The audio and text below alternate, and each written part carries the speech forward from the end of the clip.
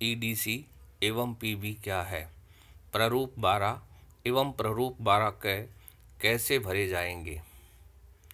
निर्वाचन प्रक्रिया संपन्न करवाने के लिए पीठासीन अधिकारी, मतदान अधिकारी, sector officer, returning officer, assistant returning officer, micro observer, सहायक व्यय प्रेक्षक, पुलिस विभाग के कार्मिक, वाहनों के ड्राइवर आदि निर्वाचन प्रक्रिया में नियुक्त होते हैं। इन कार्मिकों के मतदान के लिए प्रावधान है।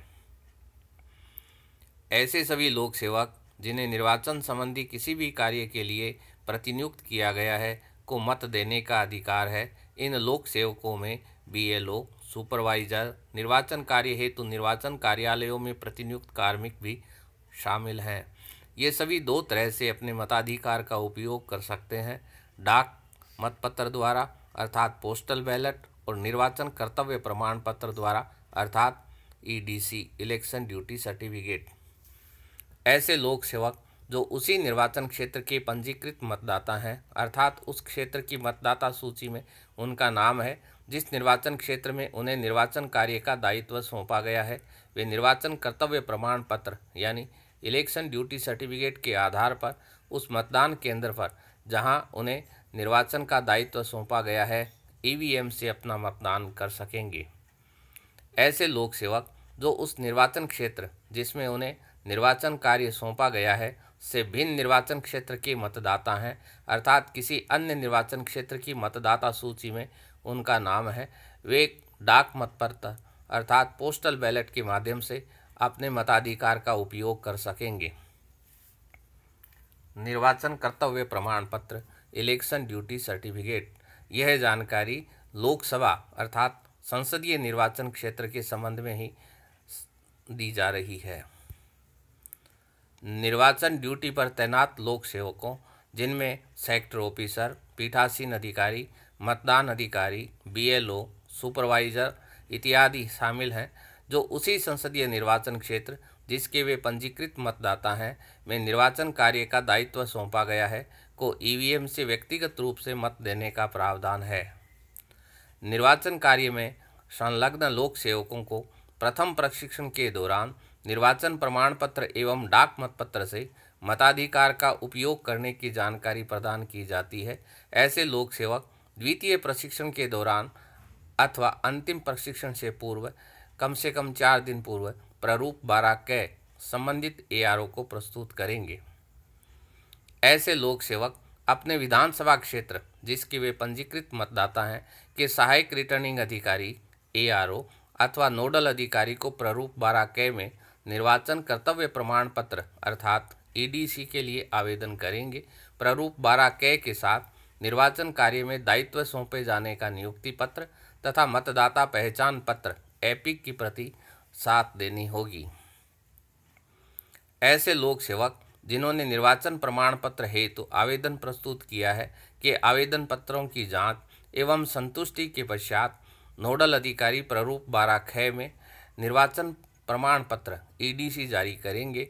यह प्रमाण पत्र मतदान दल रवानगी के समय लोक सेवकों को उपलब्ध करवाया जाएगा। यह प्रारूप 12 क ईडीसी के लिए आवेदन।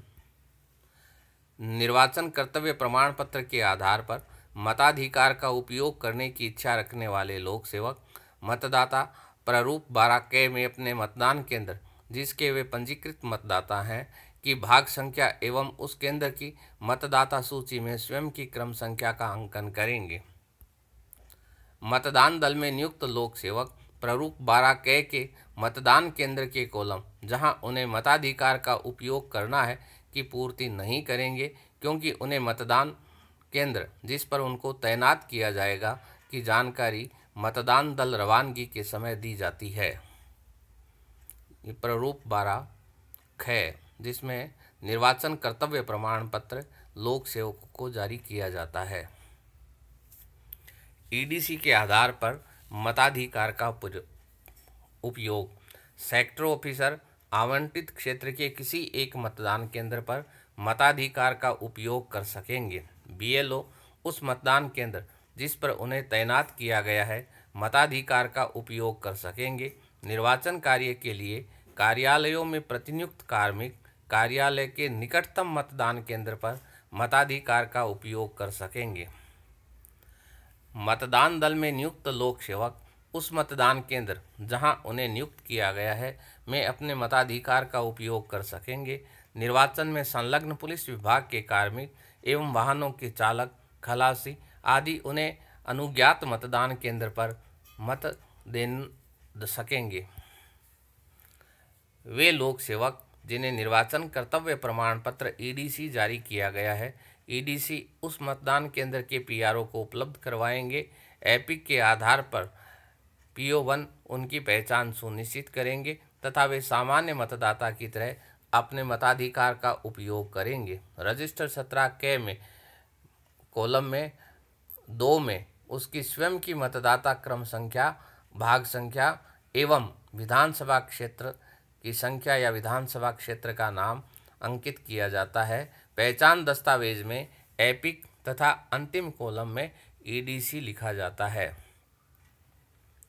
निर्वाचन प्रमाण पत्र के लिए आवेदन करने और संबंधित एआरओ कार्यालय द्वारा मतदाता सूची में मतदाता के कॉलम में ईडीसी अंकन करने के पश्चात वह मतदाता उस मतदान केंद्र पर मताधिकार का उपयोग नहीं कर सकेंगे, चाहे उन्हें निर्वाचन संबंधी कार्य से मुक्त ही कर दिया गया हो। ऐसे लोक सेवक अन्य किसी भी मतदान केंद्र पर वोट दे सकेंगे।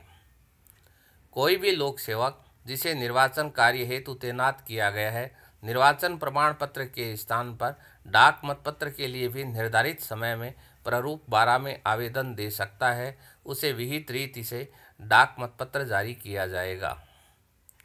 पोस्टल बैलेट डाक मतपत्र। ऐसे लोक सेवक जो उस संसदीय क्षेत्र जिसमें उनको निर्वाचन कार्य सौंपा गया है के पंजीकृत मतदाता नहीं है, वे निर्वाचन प्रमाण पत्र के आधार पर मताधिकार का उपयोग नहीं कर सकेंगे। ऐसे मतदाताओं को अपने रिटर्निंग अधिकारी को डाक मतपत्र अर्थात पोस्टल बैलेट के लिए प्रारूप 12 में आवेदन करना होगा। यह प्रारूप 12 है। डाक मतपत्र के लिए आवेदन करने वाले लोक सेवकों का उनके द्वारा आवेदन 12 में अंकित पते पर उनके रिटर्निंग अधिकारी कार्यालय से डाक के माध्यम से एक लिफाफा प्राप्त होगा, जिसमें उनके निर्वाचन क्षेत्र का मतपत्र, प्रारूप 13 क निर्वाचक की घोषणा, प्रारूप 13 ख लिफाफा क, प्रारूप 13 ग लिफाफा ख, प्रारूप 13 घ निर्वाचकों के लिए निर्देश प्राप्त होंगे।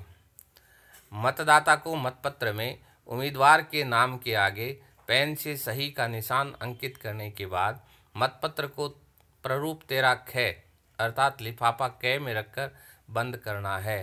प्रारूप 13 क घोषणा में अपने हस्ताक्षर को राजपत्रित अधिकारी या अपने पीठासीन अधिकारी से अनुप्रमाणित करवाना है। फिर प्रारूप 13 ग लिफाफा ख में लिफाफा क एवं घोषणा दोनों रखकर उसे चिपकाना है। लिफाफा ख पर हस्ताक्षर कर डाक से भेजना है। ये प्रारूप 13 क ख और ग। प्रारूप 13 क निर्वाचक की घोषणा है, प्रारूप 13 ख छोटा लिफाफा है और प्रारूप 13 ग ये बड़ा लिफाफा है।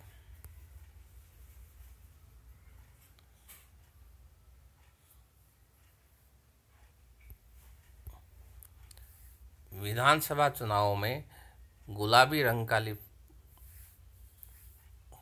छोटा और बड़ा जो ये 2 लिफाफे हैं वो गुलाबी कलर के होते हैं। लोकसभा में गुलाबी से भिन्न कलर के होते हैं, सामान्यतः हरा कलर दिया जाता है। धन्यवाद।